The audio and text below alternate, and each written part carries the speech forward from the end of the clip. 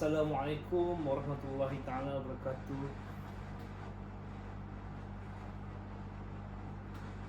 Apa kabar murid-murid? Sebelum kita memulakan pembelajaran kita pada hari ini, mari sama-sama kita baca doa belajar.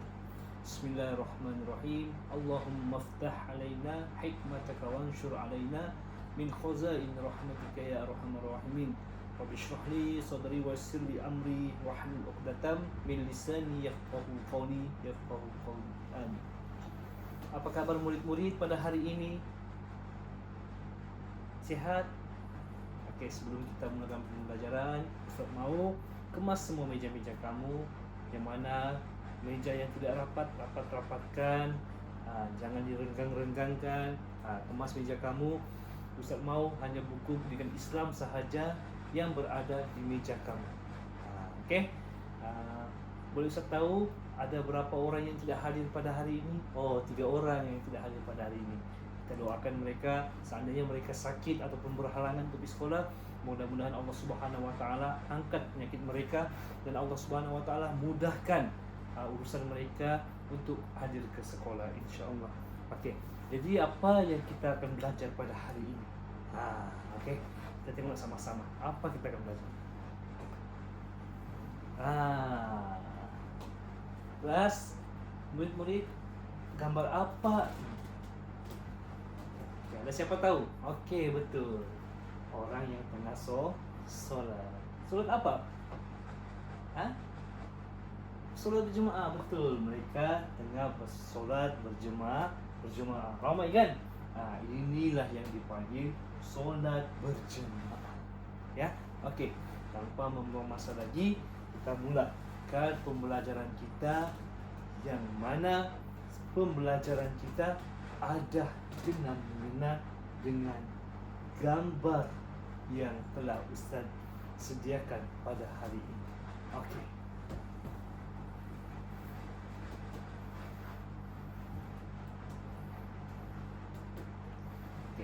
Tajuk kita pada hari ini ialah solat berjemaah membentuk kekuatan ummah. Ya, bagaimana Ustaz solat berjemaah ini untuk membentuk kekuatan ummah? Inilah yang kita akan belajar. Ya, bagaimana solat ini dapat membentuk kerjasama, dapat membentuk disiplin diri. Kita akan belajar pada tajuk ini. Ya, tajuk ini sangat-sangat penting dan sangat-sangat dituntut di dalam agama kita. Ini agama Islam. Ya, okey, seterusnya. Okey. Sebelum kita belajar, kita perlu tahu apa yang kita akan dapat faham pada hari ini, apa yang kita dapat bawa pulang, apa yang kita dapat amalkan, ya, kebaikan untuk diri kita. Belajar pada hari ini, ya. Ustaz mau kita akan faham, kamu dapat faham apa maksud solat berjemaah dan kepentingannya, kemudian dapat diterapkan dalam diri dan dapat kita sampaikan kepada orang lain ataupun orang yang kita kenal tentang solat berjemaah ini dapat memberi kekuatan kepada diri kita dan kepada masyarakat Islam kita. Okey. Jadi objektif pembelajaran kita pada hari ini ialah murid, maknanya kamulah dapat menyatakan maksud solat berjemaah dengan betul. Ya, apabila kita belajar nanti ini, kamu akan tahu sudah bagaimana maksud solat berjemaah. Ya, solat sendiri tu dipanggil berjemaah kah? Solat 2 orang tu dipanggil berjemaah kah? Solat 3 orang tu dipanggil berjemaah kah? Ataupun solat yang 50 orang, 100 orang, 1000 orang itu baru dipanggil berjemaah. Kita akan belajar pada hari ini. Kemudian murid dapat menerangkan kelebihan dan kepentingan solat berjemaah yang betul. Jadi di akhir pembelajaran nanti, apabila kita sudah faham nanti, kita dapat menerangkan pula kelebihannya. Kelebihan solat berjemaah ini kita dapat terangkan kepada kawan-kawan kita.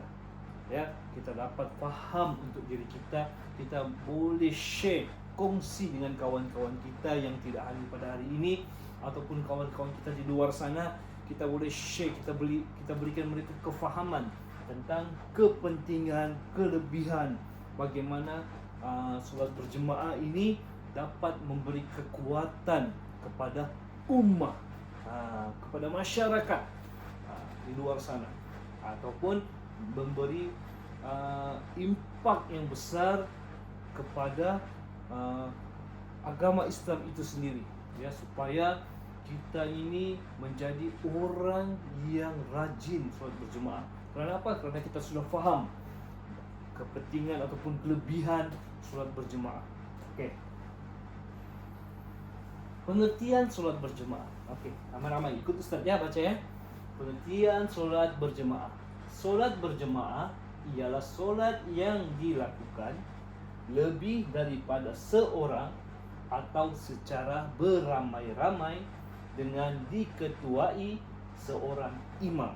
Okey, sekali lagi, solat berjemaah ialah solat yang dilakukan lebih daripada seorang atau secara beramai-ramai dengan diketuai seorang imam. Okey, jadi solat berjemaah itu ialah solat yang dilakukan lebih daripada seorang. Maknanya di sini, seandainya kita solat 2 orang, itu dipanggil berjemaah. Ya, solat 3 orang berjemaah juga dipanggil. 4 orang berjemaah. Banyak mana sekalipun itu tetap dipanggil berjemaah. Jadi, kalau ustaz, kalau satu orang siap solat di rumah itu panggil jemaah? Tidak. Itu dipanggil solat bersendirian. Yang dipanggil berjemaah ini adalah apabila kita solat lebih daripada seorang. Contohnya anaknya dengan ayahnya, itu dipanggil berjemaah. Ataupun anaknya, abangnya, ayahnya, lepas tu adiknya, abangnya, kakaknya, ibunya solat di rumah, itu pun dipanggil solat berjemaah. Ya. Namun solat berjemaah itu hendaklah diketuai seorang imam. Jadi sebab itulah kita kena belajar, kita kena tahu bahawa solat berjemaah itu mestilah ada imam. Imam ni adalah ketua yang kita lantik, orang yang kita percaya, yang boleh kita ikuti, menjadi imam kita. Ya, sebagai imam kita tidak boleh orang imam tu orang yang kita tidak percaya, ya, tidak baik untuk kita, sebab kekhusyukan solat kita akan terganggu apabila orang yang imam tu kita tidak suka macam-macam kita fikir, ya, kita tidak boleh berhasad dengki. Akan menjadi hasad dengki apabila kita solat berjemaah namun kita tidak suka akan imam. Tetapi imam-imam yang dilantik mudah-mudahan adalah imam-imam yang dipercayai oleh masyarakat, ya. Di Tawau ni syukur alhamdulillah, imam-imam yang dilantik oleh JAIS ataupun Jabatan Agama Negeri Sabah adalah imam-imam yang berpotensi, yang mampu membimbing kita untuk menunaikan solat secara berjemaah. Okey, seterusnya, lafaz niat sebagai imam. Ini kita perlu tahu, ya, sebab di depan ustaz ni ada laki-laki yang bakal menjadi imam, ya, bakal menjadi imam, dan perempuan-perempuan juga boleh menjadi imam kepada makmum perempuan, bukan kepada makmum lelaki, tidak boleh, ya. Lelaki boleh imamkan lelaki dan wanita, manakala wanita tidak boleh mengimamkan lelaki. Mereka cuma boleh mengimamkan wanita sahaja. Okey. Lafaz niat sebagai imam. Okey, ikut ustaz baca. Usolli fardhu subhi rak'ataini adaan imaman lillahi ta'ala. Sekali lagi, usolli fardhu subhi rak'ataini adaan imaman lillahi ta'ala. Okey, ini kita kena hafal, ya, supaya kita tahu kita sedang solat apa. Ya, kalau kita tidak hafal macam mana kita mau solat? Kita tidak tahu ini solat apa nih contohnya zuhur, macam mana niatnya? Zuhur apa niatnya? Jadi kita kena tahu. Allahu Akbar, kita niat dalam hati. Usolli fardhu subhi raka'ataini imaman ala lillahi ta'ala. Allahu Akbar. Jadi kita tahu kita sedang solat apa. Ya. Kemudian maksudnya, maksudnya ialah sahaja aku solat fardhu subuh 2 rakaat tunai sebagai imam kerana Allah Ta'ala. Sekali lagi, maksudnya ialah sahaja aku solat fardu subuh 2 rakaat tunai sebagai imam kerana Allah Ta'ala. Ini adalah untuk imam. Ya, imam kena tahu ni. Ya, jadi kamu laki-laki atau perempuan, ya, kamu kena hafal, ya, daripada solat subuh, solat zuhur, solat asar, solat maghrib, solat isya. Kamu kena tahu. Apabila kamu berada di depan orang, nanti kamu jadi imam, kamu kena tukar niat kamu. Ya, bagaimana kamu biasa solat sendiri, ya, kamu akan baca usolli fardhu subhi raka'ataini adaan lillahi ta'ala saja. Sebab apa? Sebab solat sendiri. Kamu bukan imam, kamu bukan makmum. Ya, jadi kamu melafazkan, apabila kamu imam, kamu hendak melafazkan yang kamu ni imam. Ya, supaya kamu tahu, ya, untuk apa juga kena ada imam, kena ada makmum, supaya ini adalah supaya kamu tahu bahawa yang kamu ni sedang diikuti oleh orang, dan bukannya kamu solat sendiri. Ini adalah untuk diri sendiri. Ya, apabila kamu imam, kamu kena melafazkan yang kamu ni imam. Ya, kemudian apabila kamu makmum, kamu kena melafazkan yang kamu makmum. Ya, nanti kita baca selepas ni. Jadi maksudnya sahaja aku solat fardu subuh 2 rakaat tunai sebagai imam kerana Allah Ta'ala. Maksudnya lagi, sahaja aku solat fardu subuh 2 rakaat tunai sebagai imam kerana Allah Ta'ala. Kenapa disebut maksudnya? Ya, kita orang Melayu, kita kena faham maksudnya. Ya, bukannya kita solat-solat saja kita tak tahu maksudnya. Kalau kita tak tahu maksudnya, kita nak tahu berapa bilangan solatnya, kan? Tapi kalau kita tahu maksudnya, kita tahu berapa bilangan solatnya dan waktu apa aku solat ni sekarang. Saya solat ni fardu apa? Fardu subuh kah, zuhur kah, asar kah, maghrib kah, isya kah? Tapi apabila kita sebut, kita tidak silap. Ya, kadang-kadang ada orang melakukan kesilapan, yakni dia keliru. Apabila dia solat Allahu Akbar, dia lupa niat yang dia ni solat zuhur ke asar, subuh ke zuhur. Dia lupa niat, mungkin aku solat subuh ke zuhur ni ya. Jadi dia lupa. Apabila dia lupa niat tu, dia akan terlupa sekali bilangan waktu solat tu. Namun apabila dia melafazkan, insya-Allah dia akan ingat, ya. Dia akan ingat berapa bilangan solat yang hendak dilakukannya pada hari itu. Cukup selesai bahagian lafaz niat sebagai imam. Seterusnya ialah lafaz niat sebagai makmum. Mari kita sama-sama. Usolli fardhu subhi raka'ataini adaan ma'muman lillahi ta'ala. Sekali lagi, usolli fardhu subhi raka'ataini adaan ma'muman lillahi ta'ala. Tengok ni, ada perbezaannya. Ada perbezaan di sini sebagai makmum. Manakala sebelumnya tadi imaman. Jadi imaman ni imam maksudnya, dan yang kedua ni adalah makmum. Makmum lah maksudnya. Makmuman tu makmum, orang yang mengikuti imam. Takkan imam mengikuti makmum, ya. Takkanlah orang yang di depan mengikuti orang di belakang, macam mana dia mau nampak, kan? Namun apabila orang yang di belakang berat orang yang di depan, dan ada orang yang di belakang, maka sudah jelas, orang sudah tahu bahawa di hadapan sekali itu adalah imam, ya. Dan imam adalah seorang sahaja imam.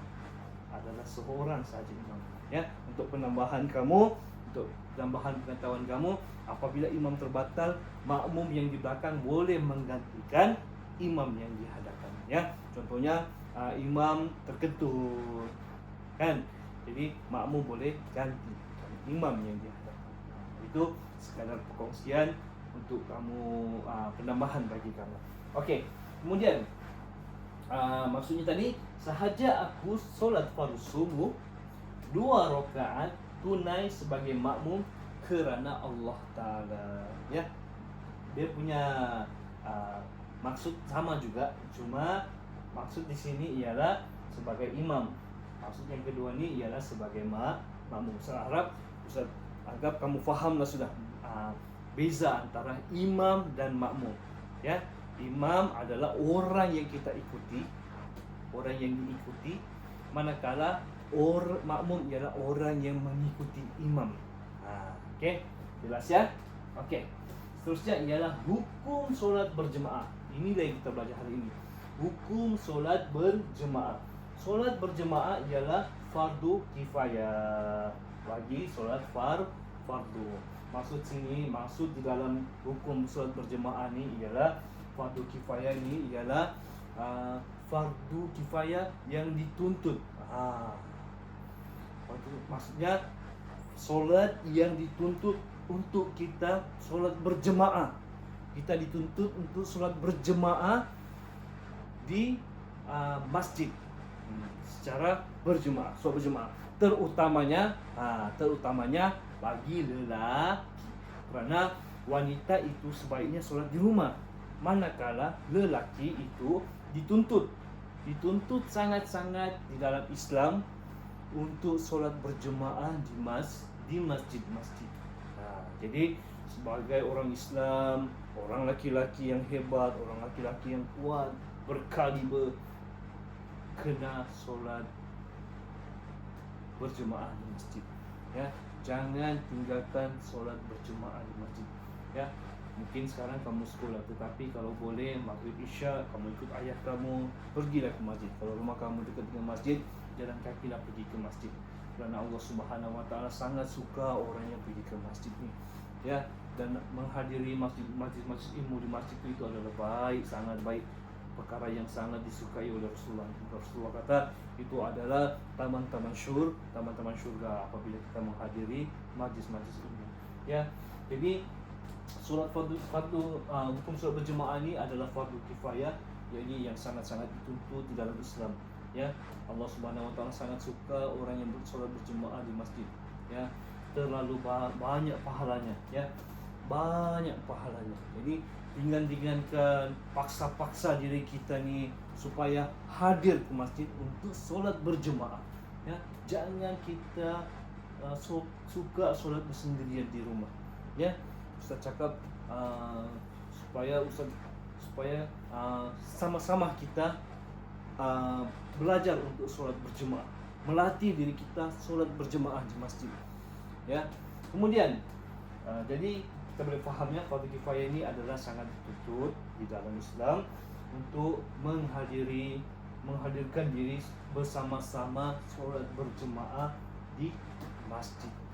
Ya, solat berjemaah di masjid. Namun kalau kita solat fardu di rumah, bukannya tidak sah, solat tu sah juga.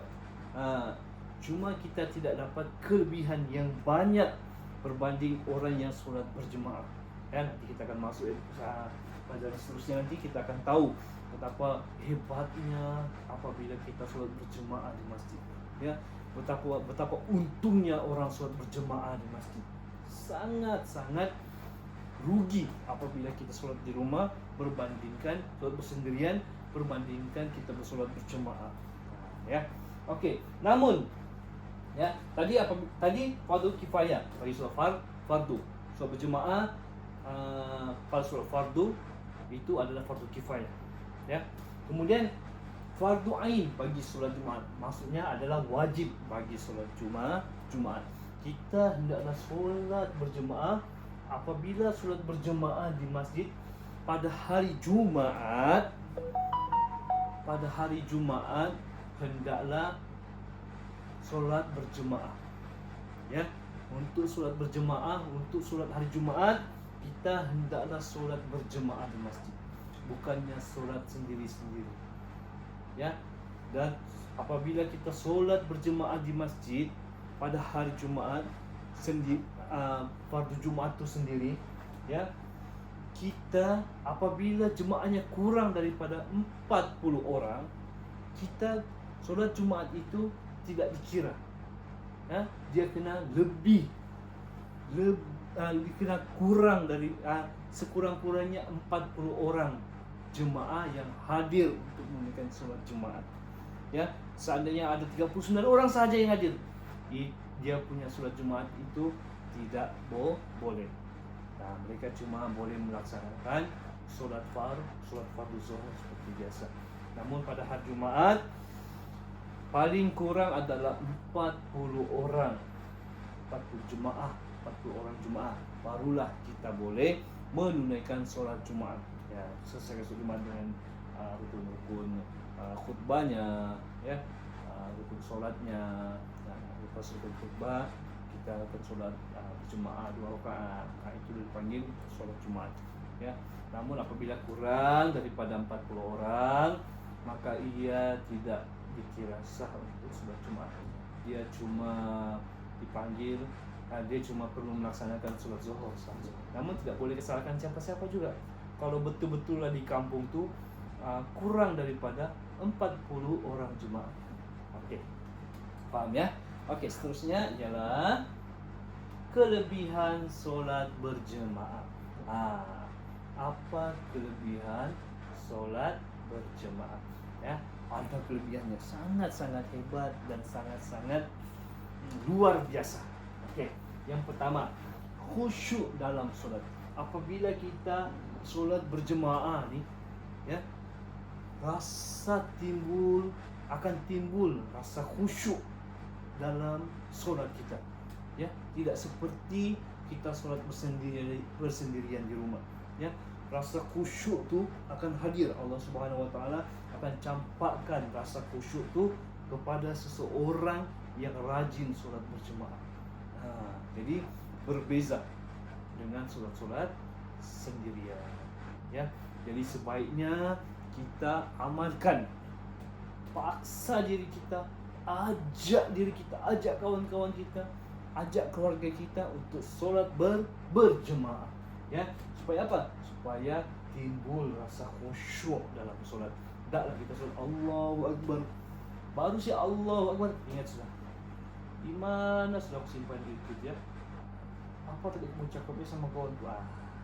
Ya, namun apabila kita amalkan solat berjemaah di masjid, kita akan timbul rasa khusyuk dalam solat. Apa dia khusyuk? Kita dapat concentrate, kita dapat betul-betul fokus kepada solat kita, kepada siapa yang kita sembah. Untuk apa kita solat, kita akan faham. Kenapa? Karena Allah Subhanahu Wa Taala akan campakkan kekhusyukan dalam solat bagi orang-orang yang solat berjemaah. Kemudian pahalanya 27 kali ganda ataupun 27 kali lipat, yang berbanding dengan orang yang solat bersendirian, mereka cuma dapat 1 pahala, berbanding dengan orang yang solat berjemaah mendapat 27 kali ganda. Tengok tu perbezaannya tu, jauh tu. Bayangkan dia solat satu waktu pada subuh, contoh pada subuh dia solat berjemaah 1 orang je dapat 1 pahala. Lepas tu zuhur pun solat sendiri juga dapat 2 pahala.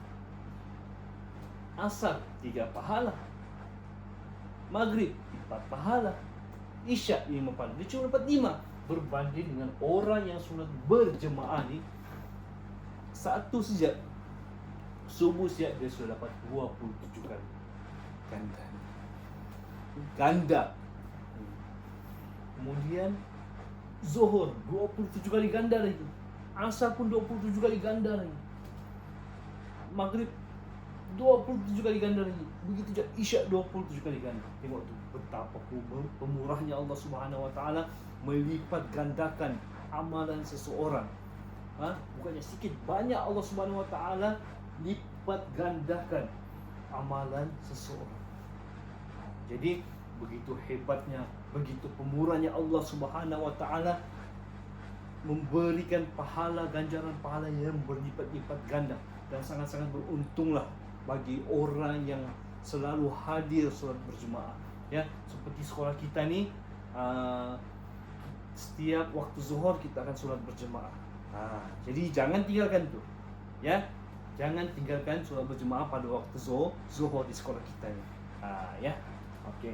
Seterusnya ialah mengukuhkan ukhuwah.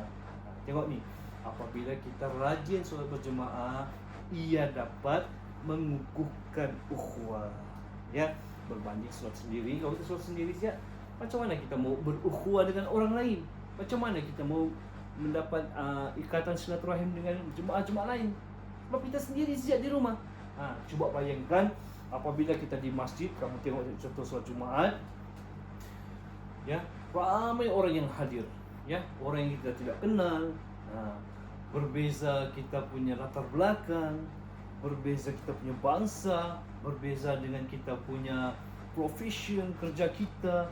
Macam sekolah, kamu belajar sekolah berbeza dengan tempat belajar kita. Kamu sekolah SK Bandar, kamu sekolah SK Melati, kamu sekolah Yuchin, sekolah Cina kah, kamu sekolah Kukusan.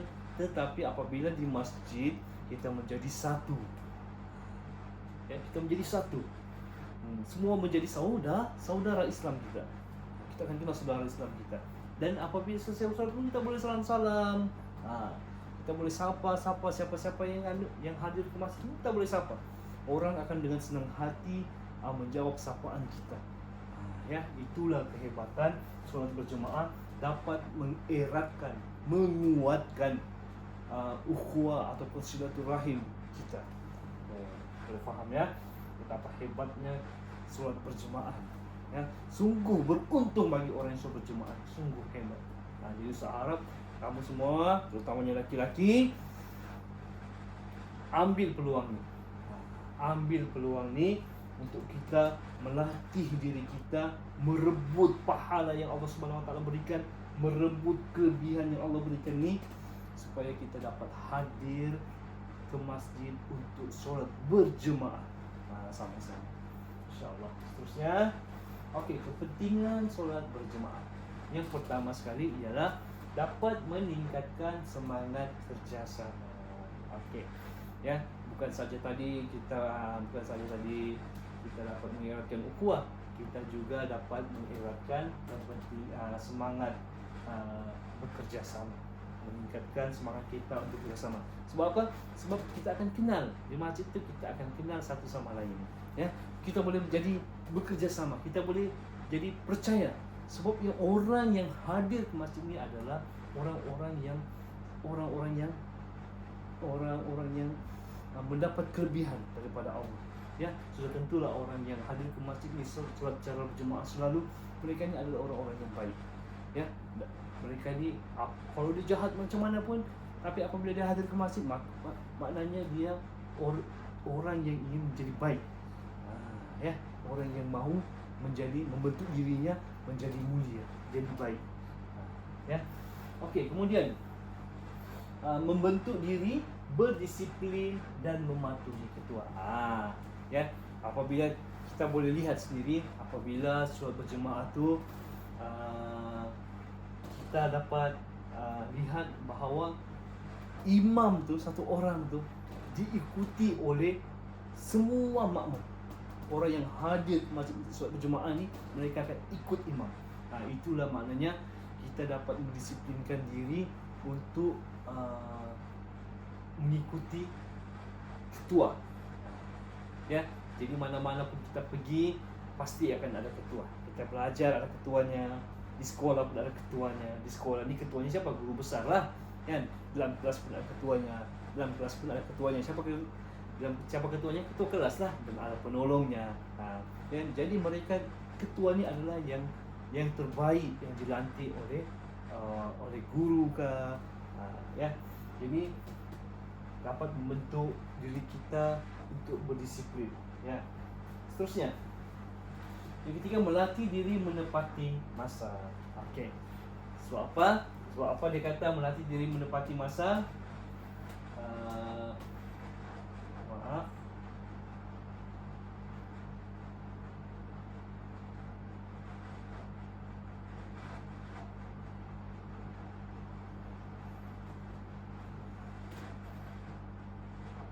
Okey, dapat melatih diri kita menepati masa. Okey, kamu lihat orang yang hadir solat subuh, ya, solat subuh ni adalah solat jemaah yang paling berat. Kerana apa? Waktu subuh ni adalah masa orang yang paling sedap tidur. Sedap dia tidur pada waktu subuh. Apa? Dengan anginnya yang sejuk, berselimut, ya. Jadi orang yang hadir ke masjid pada waktu subuh tu, mereka ni adalah orang-orang yang mendapat kekuatan daripada Allah, ya. Orang-orang yang dapat diberi kelebihan daripada Allah, ya.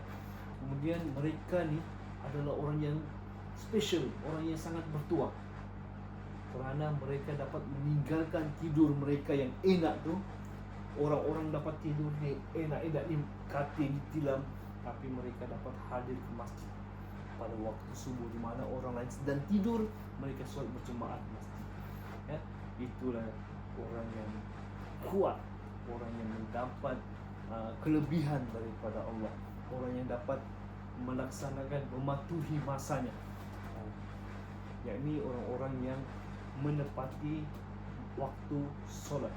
Solat subuh dia di masjid, ya, sebelum azan dia di masjid sudah.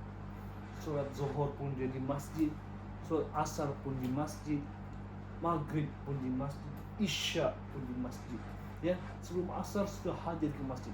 Maknanya mereka ini telah Allah Subhanahu Wa Taala telah didik mereka untuk tepati masa, untuk hadir dengan masa yang tepat untuk solat berjemaah, ya. Bayangkan, sedangkan solat pun, apabila solat mereka dapat melatih diri mereka untuk menepati masa, insya-Allah hal-hal lain, pekerjaan lain, mereka pasti akan dapat menepati masanya. Inilah kelebihan apabila orang yang sentiasa mematuhi masa Allah. Ini masa Allah ni, ya, masa beribadat kepada Allah ni. Orang-orang yang melatih, orang-orang yang sentiasa berjemaah di masjid ni, insya-Allah mereka ni adalah orang yang hebat menepati masa. Okey, seterusnya yang keempat ialah menambah rasa hormat tanpa mengira darjat, ya. Apabila kita hadir di masjid ni, ya, sembahyang, tak kiralah dia sultan ke, dia perdana menteri ke, raja sekalipun, orang biasa ke, orang miskin ke, namun apabila solat berjemaah di masjid, kita akan rasa sama rata semuanya. Ya, sama rata semuanya. Siapapun boleh jadi imam, yang penting dia berkelayakan. Barisan soft di depan tu boleh sama-sama dengan orang-orang kaya ke, orang-orang raja ke, kita boleh berdiri di atas, di depan soft pertama. Sama rata. Itulah kelebihan apabila solat jemaah ni, kita dapat berkenalan sama orang-orang yang hebat-hebat yang hadir ke masjid, ya. Seterusnya, okey, jadi berakhirlah sudah pembelajaran kita pada hari ini. Sebagai objektif pembelajaran kita pada hari ini, apa yang perlu kamu, apa yang sudah kita belajar pada hari ini, Ustaz sangat-sangat berharap kamu dapat menyatakan maksud solat berjemaah dengan betul. Yang mana saya bagi tahu, kita sudah share, sudah kongsi sama-sama, menyatakan bagaimana maksud solat berjemaah itu dengan betul, ya. Kemudian solat berjemaah itu pahalanya sangat besar, sangat hebat, ya. Kita dapat beruntung orang yang solat berjemaah, ya, macam-macam kemudian Allah Subhanahu Wa Taala bagi kepada orang yang solat berjemaah, ya. Namun apa yang paling penting ialah kita dapat sudah menyatakan maksud solat berjemaah dengan betul, ya. Kemudian murid dapat menerangkan kelebihan dan kepentingan solat berjemaah dengan betul. Ini pun saya share dengan kamu tadi betapa banyaknya kelebihan, ya, betapa hebatnya orang yang hadir solat berjemaah, ya. sangat-sangat beruntung. Allah Subhanahu wa taala suka orang yang hadir solat berjemaah ini, dapat 27 kali lipat dia punya pahala. Dapat mengkhusyukkan. Allah Subhanahu wa taala akan hadirkan rasa khusyuk di dalam hatinya. Ya, seterusnya kita solat berjemaah pun kita sudah tahu bagaimana betapa pentingnya solat berjemaah ini, ya. Mudah-mudahan Allah Subhanahu wa taala memberi kepada kita kekuatan supaya kita mampu untuk solat berjemaah, terutamanya lelaki, mampu solat berjemaah di masjid. Tak kiralah waktu apa, waktu subuh ke zuhur ke asar, maghrib dan isya. Dan yang paling baik ialah kita dapat hadir ke masjid sebanyak 5 waktu solat ni, kita dapat hadir ke masjid, InsyaAllah. Jadi sampai sini saja pembelajaran kita pada hari ini.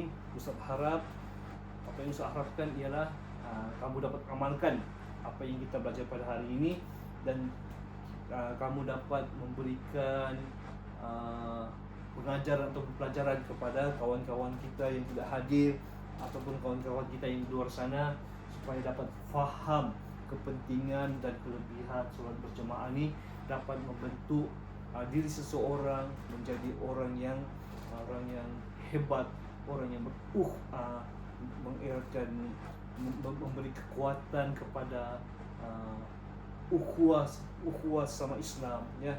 Allah Subhanahu wa taala sangat sayang orang yang hadir ke masjid ini, dan banyak ganjaran-ganjaran lain yang Allah Subhanahu wa taala berikan kepada orang yang hadir solat berjemaah ke masjid. Jadi pelajar-pelajar sekalian, saya harap kita dapatlah, ya, kita dapat faham apa yang kita belajar pada hari ini, dan kita akan belajar tajuk lain pada hari berikutnya. Assalamualaikum warahmatullahi wabarakatuh.